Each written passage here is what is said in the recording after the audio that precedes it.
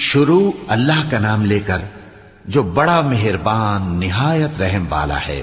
الف لام را، یہ ایک پر نور کتاب ہے، اس کو ہم نے تم پر اس لیے نازل کیا ہے کہ تم لوگوں کو اندھیروں سے نکال کر روشنی کی طرف لے جاؤ، یعنی ان کے پروردگار کے حکم سے عزت والے خوبیوں والے مالک کے راستے کی طرف، یعنی اس اللہ کے راستے کی طرف کہ جو کچھ آسمانوں اور زمین میں ہے سب اسی کا ہے۔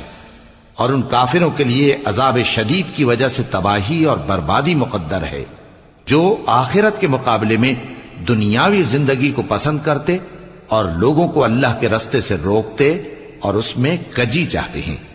یہ لوگ بڑے دور کی گمراہی میں ہیں، اور ہم نے کوئی پیغمبر نہیں بھیجا مگر وہ اپنی قوم کی زبان بولتا تھا تاکہ انہیں احکام الہی کھول کھول کر بتا دے۔ پھر اللہ جسے چاہتا ہے گمراہ رہنے دیتا ہے اور جسے چاہتا ہے ہدایت دیتا ہے، اور وہ غالب ہے، حکمت والا ہے۔ اور ہم نے موسیٰ کو اپنی نشانیاں دے کر بھیجا کہ اپنی قوم کو تاریکیوں سے نکال کر روشنی میں لے جاؤ اور ان کو اللہ کے دن یاد دلاؤ، اور اس میں ان لوگوں کے لیے جو صابر و شاکر ہیں نشانیاں ہیں۔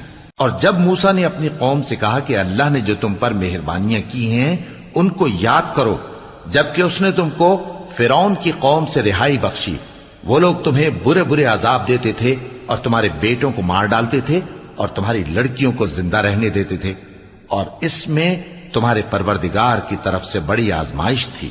اور جب تمہارے پروردگار نے تم کو آگاہ کیا کہ اگر شکر کرو گے تو میں تمہیں زیادہ دوں گا، اور اگر ناشکری کرو گے تو یاد رکھو کہ میرا عذاب بھی سخت ہے۔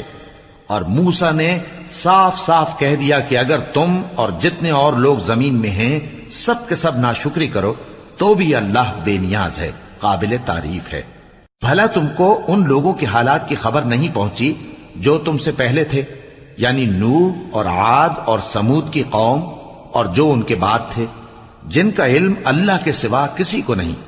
جب ان کے پاس ان کے پیغمبر نشانیاں لے کر آئے تو انہوں نے اپنے ہاتھ ان کے منہوں پر رکھ دیے کہ خاموش رہو، اور کہنے لگے کہ ہم تو تمہاری رسالت کو تسلیم نہیں کرتے، اور جس چیز کی طرف تم ہمیں بلاتے ہو ہم کو اس میں بھاری شک ہے۔ ان کے پیغمبروں نے کہا، کیا تم کو اللہ کے بارے میں شک ہے جو آسمانوں اور زمین کا پیدا کرنے والا ہے؟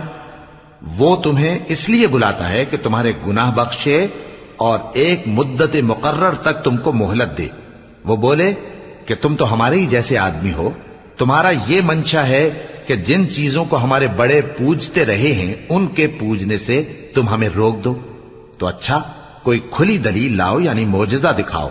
پیغمبروں نے ان سے کہا کہ ہاں ہم تمہارے ہی جیسے آدمی ہیں، لیکن اللہ اپنے بندوں میں سے جس پر چاہتا ہے نبوت کا احسان کرتا ہے، اور ہمارے اختیار کی بات نہیں کہ ہم اللہ کے حکم کے بغیر تم کو تمہاری فرمائش کے مطابق معجزہ دکھائیں، اور اللہ ہی پر مومنوں کو تو بھروسہ رکھنا چاہیے۔ اور ہم کیوں اللہ پر بھروسہ نہ رکھیں حالانکہ اس نے ہم کو ہمارے دین کے سیدھے رستے بتائے ہیں، اور جو تکلیفیں تم ہم کو دیتے ہو اس پر ہم صبر کریں گے، اور اہل توکل کو تو اللہ ہی پر بھروسہ رکھنا چاہیے۔ اور جو کافر تھے انہوں نے اپنے پیغمبروں سے کہا کہ یا تو ہم تم کو اپنے ملک سے باہر نکال دیں گے یا تم ہمارے مذہب میں واپس آ جاؤ۔ پس ان کے پروردگار نے ان کی طرف وحی بھیجی کہ ہم ظالموں کو ہلاک کر دیں گے اور ان کے بعد تم کو اس زمین میں آباد کر دیں گے۔ یہ اس شخص کے لیے ہے جو قیامت کے روز میرے سامنے کھڑے ہونے سے ڈرے اور میرے عذاب سے خوف کرے۔ اور پیغمبروں نے اللہ سے فتح چاہی اور ہر سرکش ضدی نامراد رہ گیا۔ اس کے پیچھے دوزخ ہے اور اسے پیپ والا پانی پلایا جائے گا، وہ اس کو گھونٹ گھونٹ کر کے پیے گا اور گلے سے نہیں اتار سکے گا، اور ہر طرف سے اسے موت آ رہی ہوگی مگر وہ مرنے میں نہیں آئے گا، اور اس کے بعد سخت عذاب ہوگا۔ جن لوگوں نے اپنے پروردگار سے کفر کیا ان کے اعمال کی مثال راکھ کی سی ہے کہ آندھی کے دن اس پر زور کی ہوا چلے جو اسے اڑا لے جائے۔ اسی طرح جو کام وہ کرتے رہے ان پر ان کو کچھ قابو نہ ہوگا۔ یہی تو پرلے سرے کی گمراہی ہے۔ کیا تم نے نہیں دیکھا کہ اللہ نے آسمانوں اور زمین کو تدبیر سے پیدا کیا ہے؟ اگر وہ چاہے تو تم کو نابود کر دے اور تمہاری جگہ نئی مخلوق پیدا کر دے۔ اور یہ اللہ کو کچھ بھی مشکل نہیں۔ اور قیامت کے دن سب لوگ اللہ کے سامنے کھڑے ہوں گے تو غریب پیروکار بڑے بن بیٹھنے والوں سے کہیں گے کہ ہم تو تمہارے پیرو تھے، کیا تم اللہ کا کچھ عذاب ہم پر سے دفع کر سکتے ہو؟ وہ کہیں گے کہ اگر اللہ ہم کو ہدایت کرتا تو ہم تم کو ہدایت کرتے۔ اب ہم گھبراہٹ ظاہر کریں یا صبر کریں ہمارے حق میں برابر ہے، کوئی جگہ رہائی کی ہمارے لیے نہیں ہے۔ اور جب حساب کتاب کا کام فیصل ہو چکے گا تو شیطان کہے گا جو وعدہ اللہ نے تم سے کیا تھا وہ تو سچا تھا، اور جو وعدہ میں نے تم سے کیا تھا وہ جھوٹا تھا، اور میرا تم پر کسی طرح کا زور نہیں تھا۔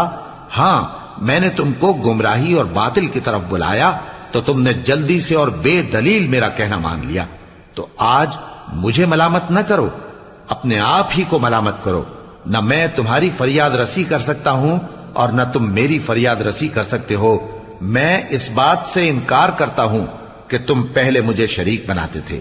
بے شک جو ظالم ہیں ان کے لیے درد دینے والا عذاب ہے۔ اور جو ایمان لائے اور عمل نیک کرتے رہے وہ بہشتوں میں داخل کیے جائیں گے جن کے نیچے نہریں بہہ رہی ہیں، اپنے پروردگار کے حکم سے وہ ہمیشہ ان میں رہیں گے، وہاں وہ ہر ملاقات پر ایک دوسرے کو سلام کہیں گے۔ کیا تم نے نہیں دیکھا کہ اللہ نے کلمہ طیبہ کی کیسی مثال بیان فرمائی ہے؟ وہ ایسی ہے جیسے پاکیزہ درخت جس کی جڑ مضبوط ہو اور شاخیں آسمان میں پھیلی ہوں، وہ اپنے پروردگار کے حکم سے ہر موقع پر پھل لاتا ہو۔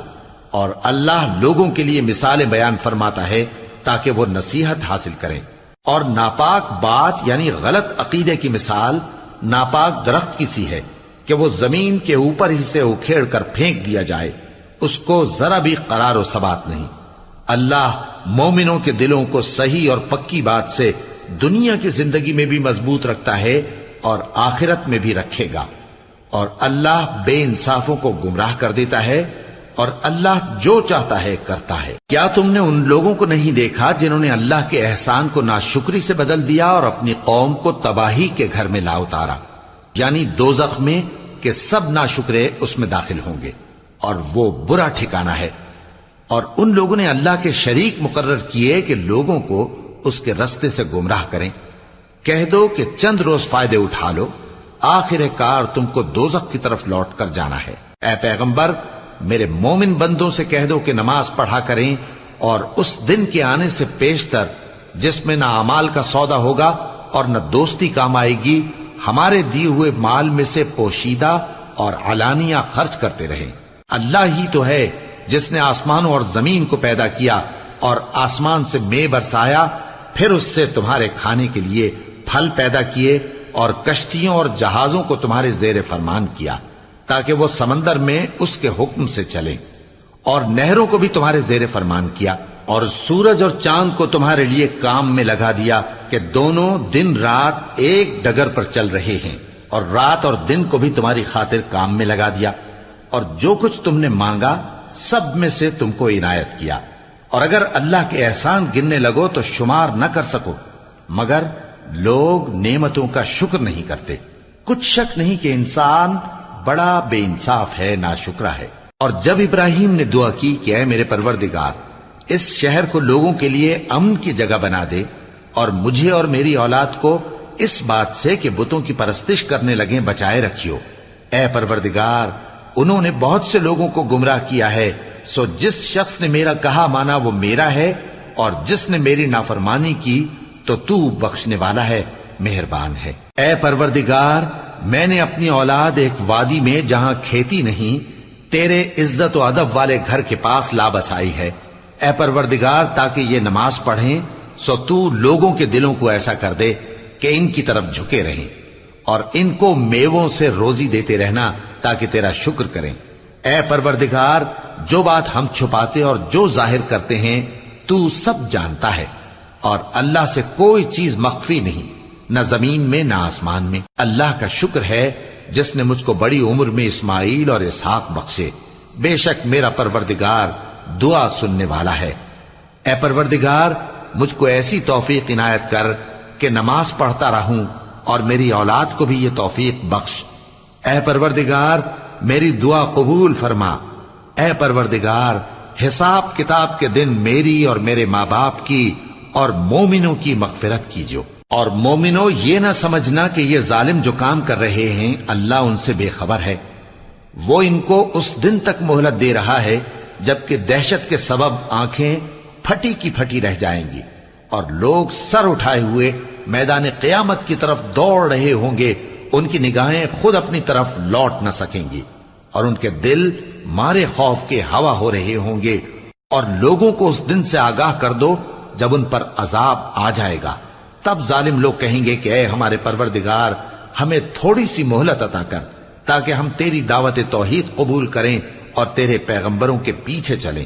تو جواب ملے گا، کیا تم پہلے قسمیں نہیں کھایا کرتے تھے کہ تم کو اس حال سے جس میں تم ہو زوال نہیں ہوگا؟ اور جو لوگ اپنے آپ پر ظلم کرتے تھے تم ان کے مکانوں میں رہتے تھے، اور تم پر ظاہر ہو چکا تھا کہ ہم نے ان لوگوں کے ساتھ کس طرح کا معاملہ کیا تھا، اور تمہارے سمجھانے کے لیے مثالیں بیان کر دی تھیں۔ اور انہوں نے بڑی بڑی تدبیریں کی، اور ان کی سب تدبیریں اللہ کے ہاں لکھی ہوئی ہیں۔ گو وہ تدبیریں ایسی غضب کی تھیں کہ ان سے پہاڑ بھی ٹل جائیں۔ تو ایسا خیال نہ کرنا کہ اللہ نے جو اپنے پیغمبروں سے وعدہ کیا ہے وہ اس کے خلاف کرے گا۔